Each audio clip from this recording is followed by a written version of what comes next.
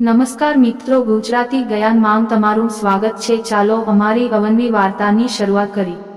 મારું નામ સાનિયા છે। હું લખનૌની રહેવાસી છું। આ એક મહિલાની વાર્તા છે જેણે 25 પુત્રોને જન્મ આપ્યો। તમને જાણીને નવાઈ લાગશે કે 25 પુત્રોને જન્મ આપનાર મહિલાનું નામ શબીના છે। અત્યાર સુધીમાં 5 લાખ રૂપિયા લઈને 25 ખાનદાનોને બાળકો આપ્યા છે। લખનૌનું આ અનોખું વાક્ય છે। હું 10 વર્ષની હતી ત્યારે મારા પિતાએ ફરીથી લગ્નજી કર્યા અને મારી માતાને છોડી દીધી અને મારી માતા મને મારી નાનીના ઘરે લઈ ગઈ, જ્યાં મારી નાનીએ અમને ગળે લગાવ્યા। ખરાબ સમયમાં તેમણે અમને તેમના ઘરમાં જગ્યા આપી। સમય પસાર થતો ગયો। નાનીમાં થોડા દિવસો પછી તેમનું અવસાન થયું। અમારા પ્રત્યે મારા મામાનું વર્તન ઘણું બદલાઈ ગયું હતું। મારી માસી ઘણીવાર મારી માતાને કહેતી પાછી આવી જા, પરંતુ મારી માતાએ હંમેશા ના પાડી।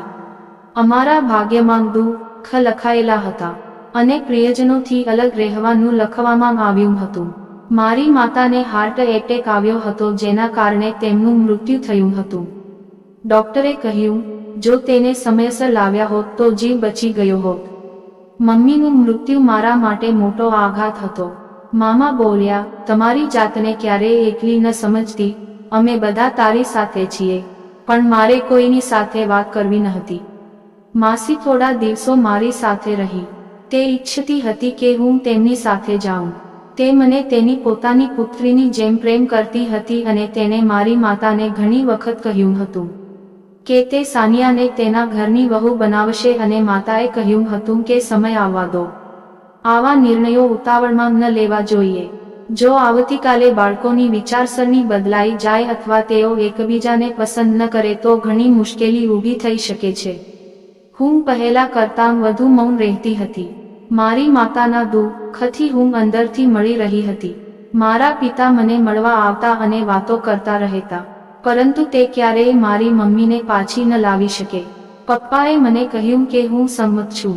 મેં સારું કર્યું નથી, મારે તને મારી સાથે રાખવી જોઈતી હતી, પણ એ વખતે હું બહુ લાચાર હતો। હવે હું ઈચ્છું છું મારી દીકરી મારી સાથે મારા ઘરે આવે, અને મેં તે દિવસે પપ્પાને કહ્યું કે મને ફરી ક્યારેય તમારી દીકરી ન કહેતા। મારો કોઈ બાપ નથી। તમે મારી મમ્મી સાથે જે કર્યું, જી હું ભૂલી નથી, તેથી જ તે વધુ સારું રહેશે કે તમે મને ફરી ક્યારેક મળવા આવતા નહીં। મને તમારાથી નફરત છે। મારી માતા મને છોડીને ચાલ્યા ગયા પછી મને બધા સાથે નફરત લાગતી હતી। નાની મામીએ કહ્યું કે હવે તું કોલેજ જવા લાગી છે, કાલે તારા લગ્ન કરવા પડશે। તારી માતા મરી ગઈ અને તને અમારી માથે છોડી દીધી, તેથી જ આ વર્ષે પરીક્ષા આપ અને પારિવારિક જીવન જીવ, તે પછી અમે તારા લગ્ન સારા ઘરમાં કરાવીશું। મેં મારી મામીને કહ્યું કે મારે ભણવું છે અને મારી માતાએ મને ખૂબ સારી ઘરવખરી શીખડાવી છે અને જ્યાં સુધી કોલેજ જવાની વાત છે તો આ ઘરમાં મારી માતાનો પણ હિસ્સો હતો અને છૂટાછેડા પછી તેને જે પૈસા મળ્યા હતા તે મામાઓએ જ મારી માતા પાસેથી એમ કહીને લીધા હતા કે અમારે ધંધો કરવો છે તો તમે મને શું બોજ બનાવવા માંગો છો? હું એ છોકરીઓ માંગતી નથી જે રડતી રહે છે અને માર ખાતી રહે। મારી માતાએ મને ખૂબ બહાદુર બનાવી છે। મને પરિસ્થિતિનો સામનો કરતા શીખવ્યું જેથી હું ક્યારેક નબળી પડી નથી, એટલા માટે મને ક્યારેય કમજોર ન સમજતા। મામી મને માથાથી પગ સુધી જોવા લાગી અને ખૂબ ગુસ્સે થઈ ગયા। એક દિવસ મોટી મામીએ મને કહ્યું, દીકરા સાનિયા, મારી તબિયત સારી નથી, તું રસોડાના કેટલાક કામ સંભાળી લે। તેને આટલું પ્રેમથી કહ્યું ત્યારે હું ના પાડી શકી નહીં અને મેં રસોઈ બનાવવાનું શરૂ કર્યું। આવું હવે રોજ થવા લાગ્યું હતું। હું બધું કામ કરતી ત્યારે મામીની તબિયત સારી જ રહેતી। જ્યારે એક દિવસ મેં જઈને વાત કરવાનું વિચાર્યું, કારણ કે મારી પરીક્ષાઓ આવવાની હતી, મારે પણ પરીક્ષાની તૈયારી કરવાની હતી અને કહેવા માંગતી હતી કે મામી કોઈ સારા ડોક્ટર પાસે જઈને ચેકઅપ કરાવવું જોઈએ। પરંતુ જ્યારે હું તેના રૂમની નજીક ગઈ ત્યારે રૂમમાંથી હાસ્યનો અવાજ આવતો હતો। નાની મામીએ કહ્યું, તમે બહુ હોશિયાર નીકળ્યા। તે પણ પ્રેમથી। હવે તે રોજિંદા બધા કામ કેવી રીતે કરે છે? તમારા મગજનો પણ કોઈ જવાબ નથી। તેથી મોટી મામીએ કહ્યું, તમે બસ જોતા જાઓ। હું શું કરું છું? એક દિવસ હું આ છોકરીને આ ઘરમાંથી કાઢી નાખીશ અને હું ચૂપચાપ ત્યાંથી પાછી ફર્યો. હું ખૂબ રડતી માંગતી હતી, પરંતુ હું રડી નહીં કારણ કે હું નબળી બનવા માંગતી નથી. જો હું રડીશ તો હું મારી જાતને ખૂબ જ નબળી અનુભવીશ. મેં મોટી મામી વિશે સારું વિચાર્યું, પરંતુ અફસોસ તે પણ બીજા બધાની જેમ જ નીકળી અને તે દિવસે મેં ફક્ત મારા અભ્યાસ પર ધ્યાન કેન્દ્રિત કર્યું. કારણ કે મેડિકલનો અભ્યાસ કરવો સરળ નથી. હું મારી માતાને ખૂબ જ મિસ કરી રહી હતી. રોજ રાત્રે હું ડરીને બેસી રહેતી અને વિચારતી, હું કેટલી કમનસીબ છું કે એક પણ સંબંધ મારી સાથે નથી, કે જે મારી નજીક આવે છે તે મારાથી કાયમ માટે દૂર થઈ જાય છે. ખબર નથી આવતીકાલે મારી સાથે શું થશે. મારું જીવન કેવું બની ગયું છે કે હું દરેક પગલે એકલી હોઉં છું. તે રાત્રે મેં વિચાર્યું હતું કે હું ક્યારેય કોઈના પર વિશ્વાસ કરીશ નહીં અને કોઈની સાથે સંબંધ બાંધીશ નહીં.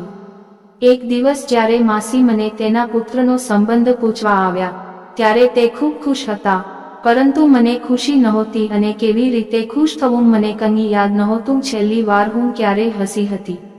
બધા મને બદતમીઝ કહેતા હતા કારણ કે હું કોઈની વાત સાંભળતી નહીં. મામાએ માસીને કહ્યું કે તે સારું છે, પણ હું સાનિયાને ઘરે રાખવા માંગુ છું.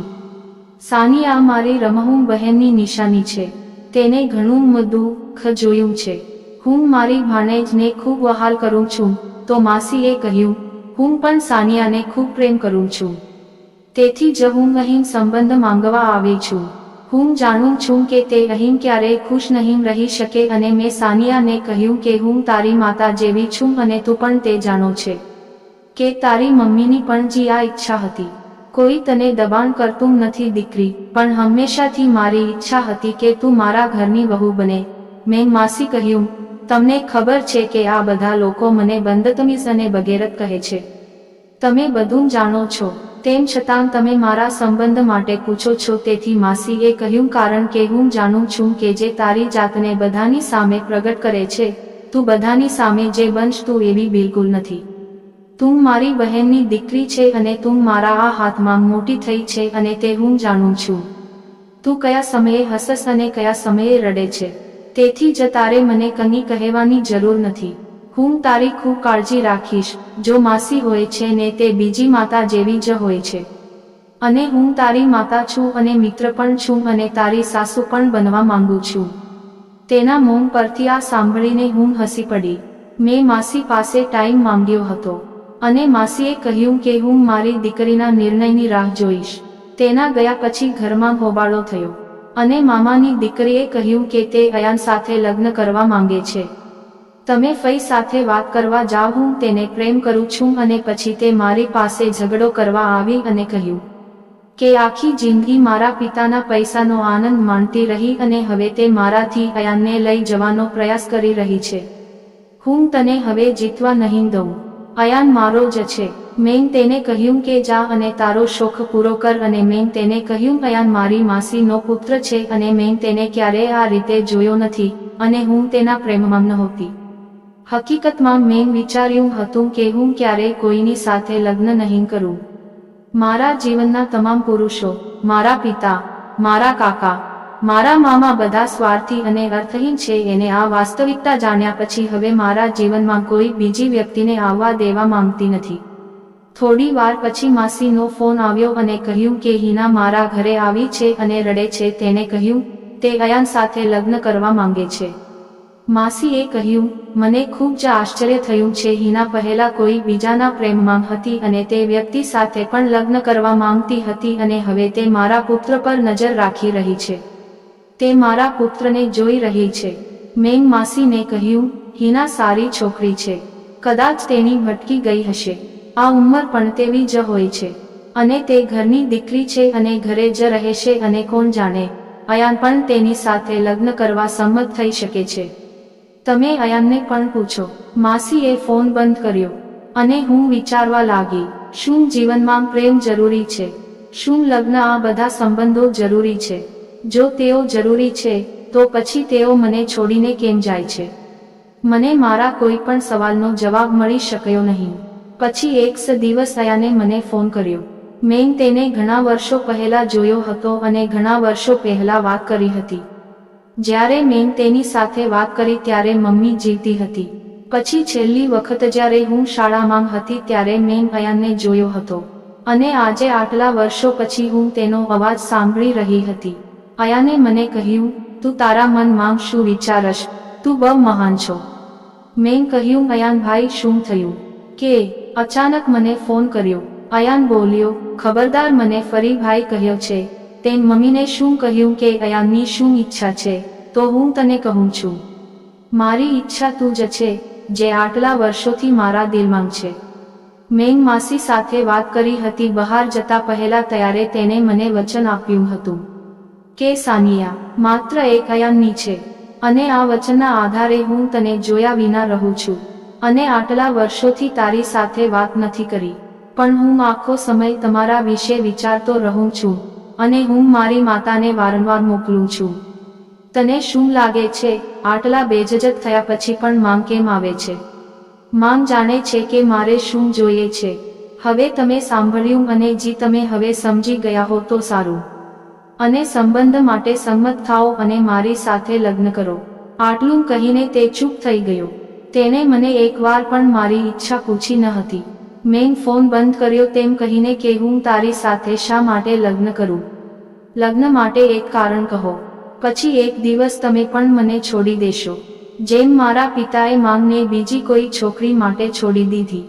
અયાને કહ્યું હતું તે મારી સાથે મેં એકવાર બેસીને વાત કરવા માંગે છે અને મેં ફોન બંધ કરી દીધો. હું કોઈ જોડાણ કરવા માંગતી ન હતી. મારા અભ્યાસનું છેલ્લું વર્ષ ચાલી રહ્યું હતું. બીજે જ દિવસે મામાએ મને તેમની પાસે બોલાવી અને કહ્યું કે સાનિયા તું પણ મારી દીકરી છે. મેં પણ તારા અને હિના વચ્ચે ક્યારેય કોઈ ફરક નથી રાખ્યો. તારી માસી વિચારે છે હું પોતે તારા લગ્ન ત્યાં થવા દેવા માંગતો નથી અને બીજી તરફ તારી મામી પણ ઈચ્છે છે કે તું આ જ ઘરે રહે. શમીરની દુલ્હન બનીને હવે નિર્ણય તારા પર છે. સારી રીતે વિચાર સમજ અને પછી જવાબ આપ. અને મામાએ મને કહ્યું કે દીકરા ભૂલ તો મનુષ્ય જ કરે છે. જો મેં ક્યારેય તને દુઃખ પહોંચાડ્યું હોય કે તારા દિલને ઠેસ પહોંચાડી હોય તો મને માફ કરજ. મામીની વાતો સાંભળી મને નવાઈ લાગી. એક સમયે તે મને માનસિક ત્રાસ આપતી હતી, આજે તે મારી પાસે માફી માંગે છે. હું હવે મારા રૂમમાં આવી અને વિચારવા લાગી મારા માટે બધું જ આઘાતજનક હતું અને આ વિચારતા 2 દિવસ પસાર થઈ ગયા. મારી પાસે એક સારો મિત્ર પણ ન હતો જેની સાથે હું તેના વિશે વાત કરી શકું. હું મારી જાત સાથે વાત કરતી, સમ અને સાચો અભિપ્રાય લેવાનું વિચારતી. હું સમજી શકતી ન હતી કે મારે શું કરવું જોઈએ અને શું નહીં. ત્યારબાદ તેઓ મારા પર લગ્ન માટે દબાણ કરતા હતા અને પણ મારે શું કરવું જોઈએ હું આ સમજી શકી ન હતી.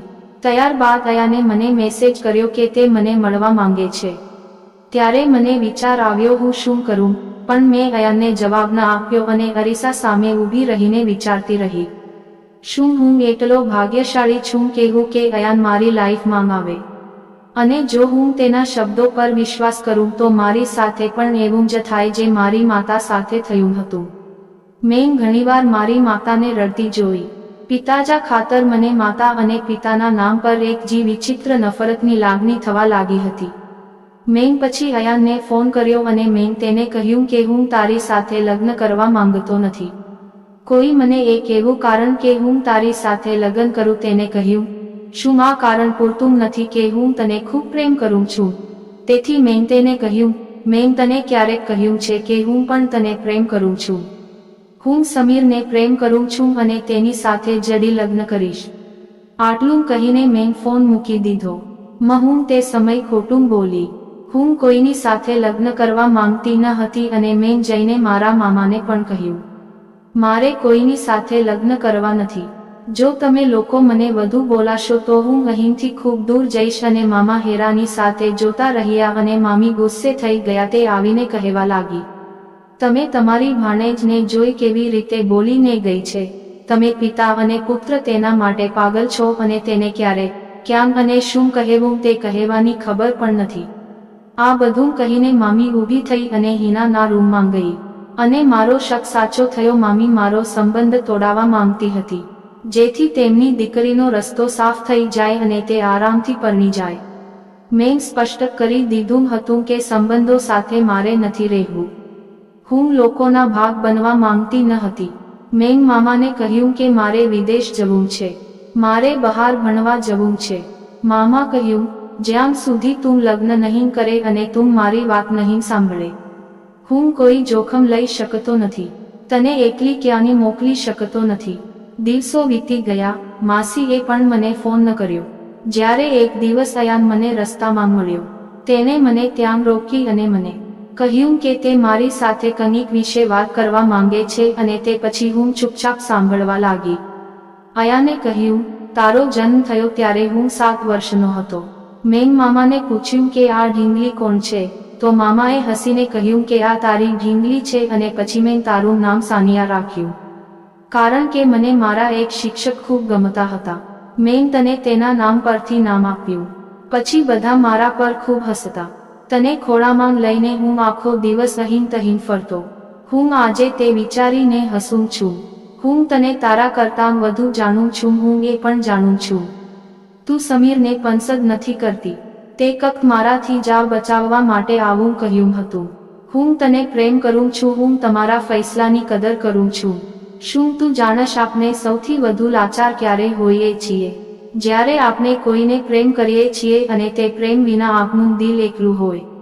એવું લાગે કે જીવવાનો કોઈ હેતુ નથી, કોઈ સુખ નથી. કેટલાક લોકો આપણા જીવનમાં મોહબ્બત લઈને આવે છે, કેટલાક આખી જિંદગી આપણી સાથે રહે છે અને કેટલાક આપણને રસ્તાની વચ્ચે છોડી દે છે.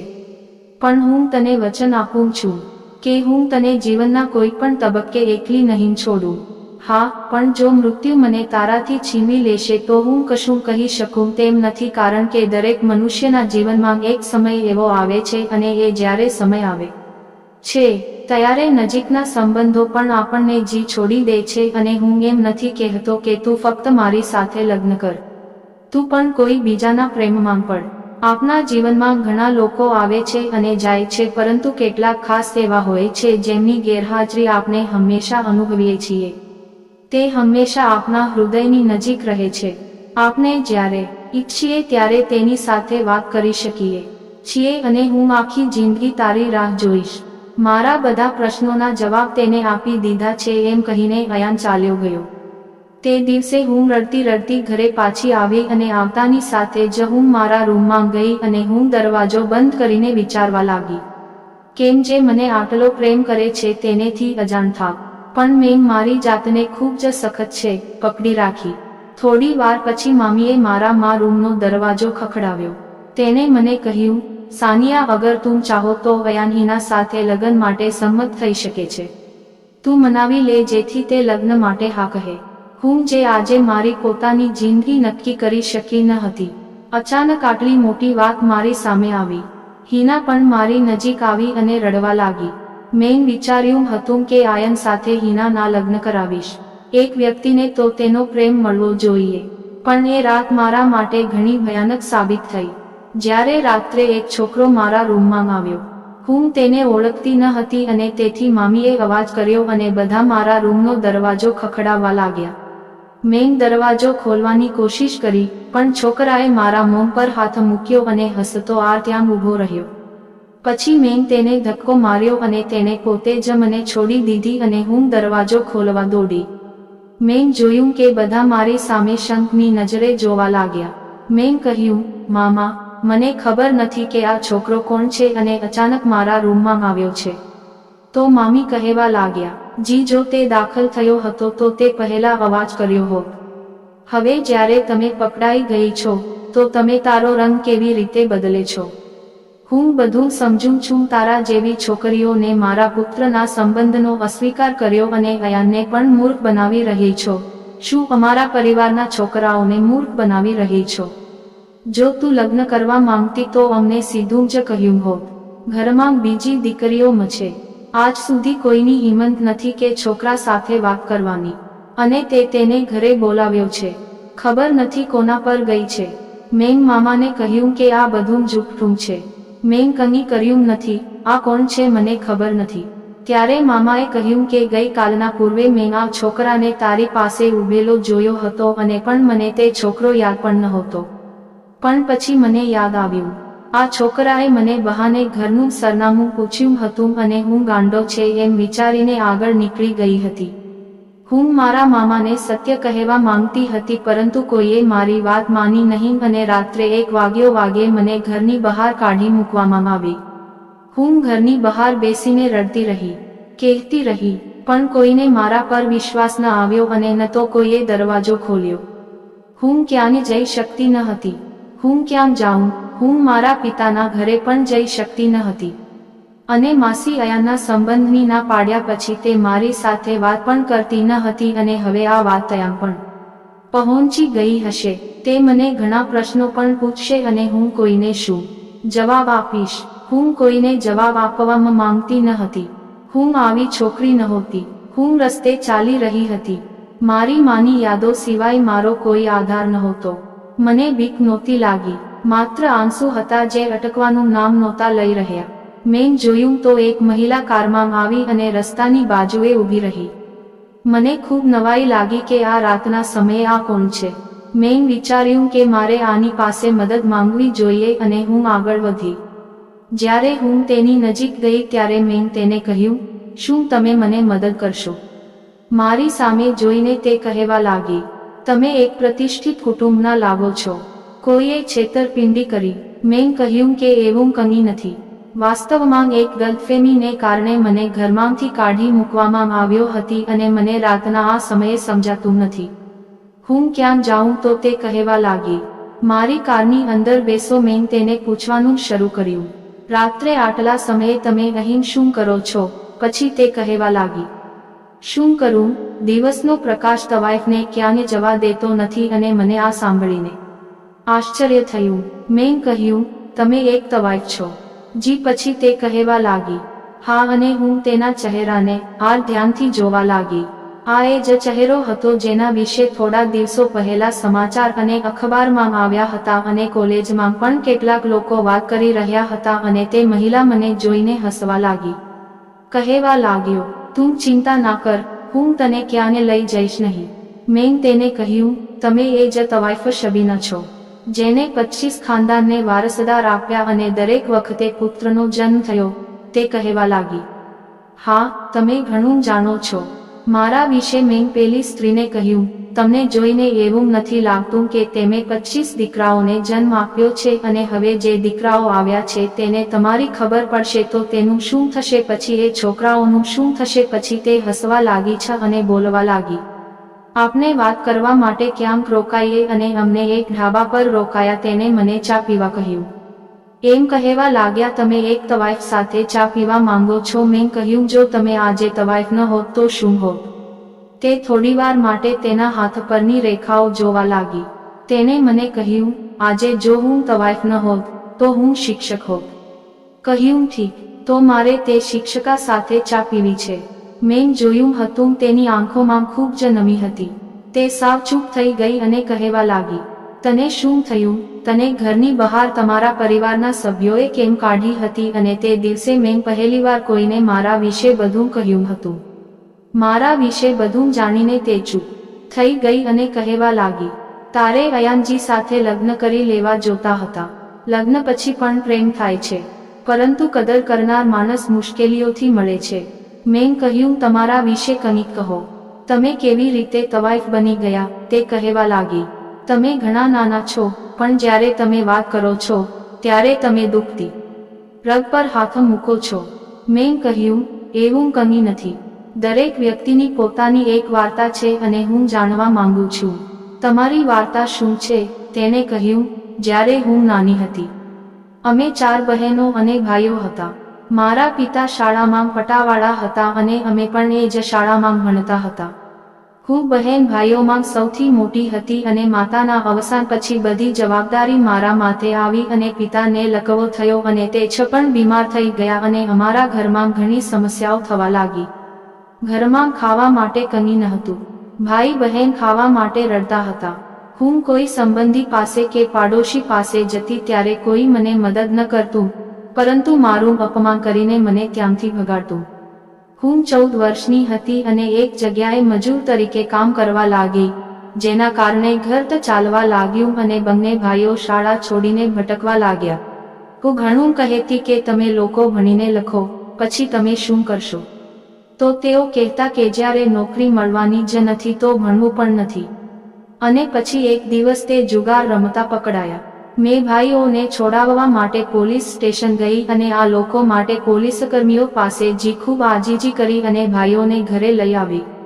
હવે પોલીસવાળો અમારા ઘરની આસપાસ રસ્તા પર ફરતા હતા અને જ્યારે તેને ખબર પડી કે હું એક જગ્યાએ કામ કરું છું, તે ત્યાં પર આવ્યો. મને તે ન ગમ્યું, પણ મોટા લોકોને સહન કરવું પડે છે અને પછી મેં નોકરી બદલી. હું કેટલાક ઘરોમાં સફાઈ કામ કરતી હતી અને પછી મેં એક નાની દુકાનજી ખોલી જેમાં દિવસભર ભીડ રહેતી. કેટલાક દર લોકો ચા પીવા આવે છે અને કેટલાક લોકો મને ટોણા મારવા આવતા હતા. જ્યારે કોઈ સ્ત્રી કમાવા માટે બહાર જાય છે ત્યારે તેને પોતાના કામમાંથી કામ રાખે છે. મેં મારી નાની બહેનના લગ્ન કરાવ્યા અને મારા ભાઈએ પોતાની મરજીથી લગ્ન કર્યા. પિતા મરી ગયા, પણ મરતી વખતે પિતાએ મારી પાસેથી વચન લીધું હતું, તારા ભાઈ બહેનોનું ધ્યાન રાખજે. મેં મારા ભાઈને કહ્યું, ભાઈ તું હવે બાળક નથી રહ્યો, તું પરિણીત પુરુષ છો, કમાઓ અને તમારી પત્નીને પણ ખવડાવો. ક્યાં સુધી હું તમારા લોકોની જવાબદારી લઈશ? મારે પણ એક દિવસ લગ્ન કરવા છે, મારે મારું ઘર બસાવવું છે. અને તે મારી સાથે દુર્વ્યવહાર કરી ચાલ્યો ગયો. પછી થોડા દિવસો પછી તે ચોરી કરતો પકડાયો અને જ્યારે હું તેની પાછળ પોલીસ સ્ટેશન ગઈ ત્યારે મને ખબર પડી તેને એક માણસને માર્યો નાખ્યો છે. અને તે પોલીસે મને કહેવાનું શરૂ કર્યું કે તમારા ભાઈને કોઈ બચાવી શકશે નહીં.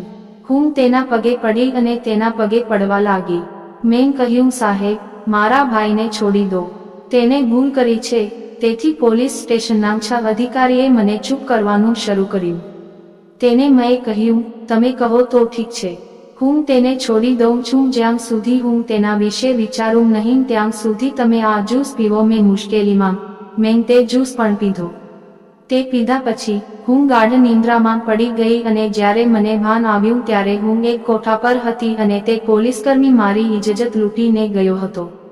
આ જોઈ હું રડવા લાગી, પણ કોઈએ મારી વાત ન સાંભળી અને ત્યાં હાજર બાઈએ મને કહ્યું કે હવે તારું બહાર શું કામ?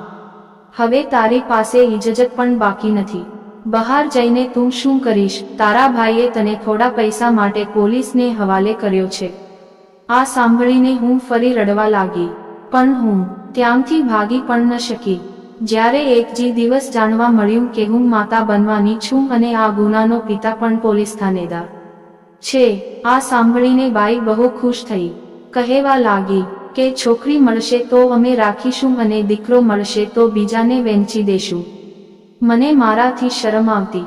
મેં આત્મહત્યા કરવાનો પ્રયાસ પણ કર્યો, પરંતુ દરેક વખતે તે બચી ગઈ અને પછી એક દિવસ હું પણ આ વાતાવરણનો ભાગ બની ગઈ. મેં પોતે જ તે થાણેદારને મારી નાખ્યો હતો અને બાઈના મૃત્યુ પછી મેં કોઠો કબજો લીધો.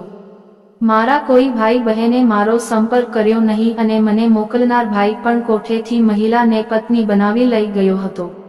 તે મહિલા પાછી આવી હતી અને મારા ભાઈને જેલમાં ધકેલી દેવામાં આવ્યો હતો, પણ મને કોઈની પરવા નહોતી. પછી એક વ્યક્તિ મારી પાસે આવ્યો. તેને કહ્યું કે મારી પત્ની દીકરીઓને જન્મ આપે છે. મેં કહ્યું, હું એક પુત્રને જન્મ આપી શકું છું અને સરોગસીની મદદથી મેં ફરીથી પુત્રને જન્મ આપ્યો અને આવી રીતે ચાલતું રહ્યું. પરંતુ 2 પુત્રો પછી મેં ક્યારેય કોઈ પુત્રને જન્મ આપ્યો નથી. કોઠામાં હાજર મહિલાઓના કોખમાં જે શરીફ લોક તેમના પાપો મૂકે છે, તેમની વચ્ચે જે પુત્રને જન્મ થતો તેવું લોકોને ગુપ્ત રીતે આપવામાં આવતા હતા.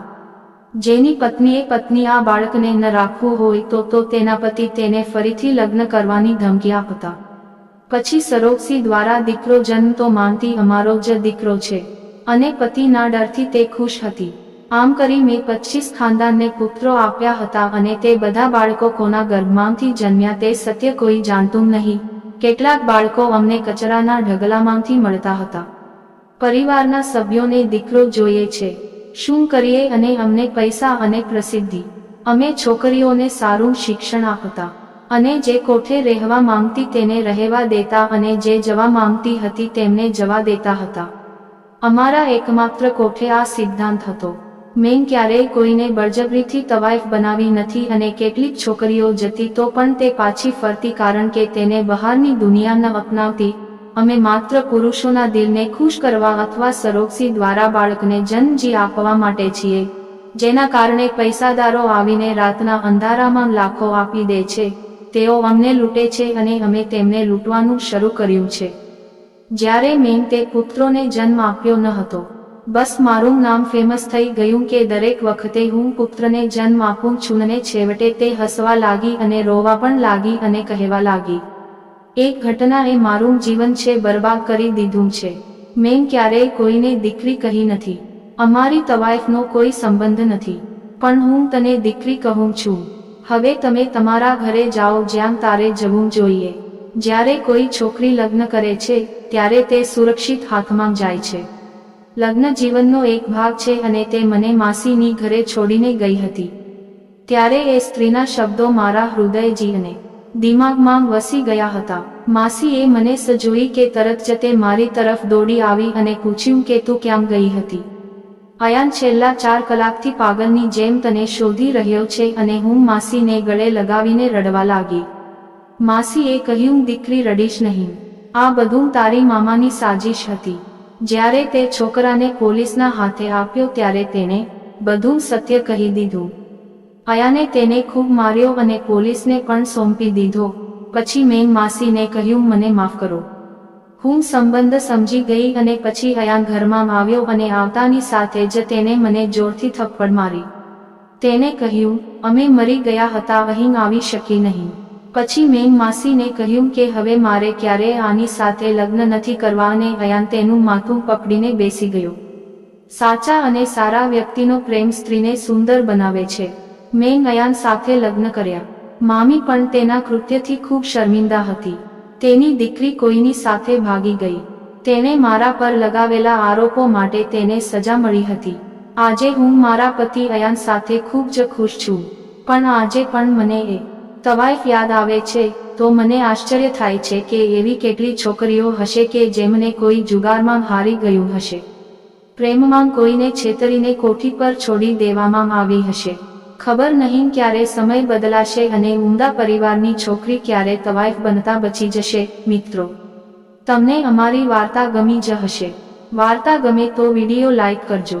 જો તમારે ચેનલ વાંચવી હોય તો ચેનલને સબસ્ક્રાઇબ કરો અને હા નોટિફિકેશનને ચોક્કસ દબાવો જેથી તમને આગલી અપડેટ પહેલા મળી રહે.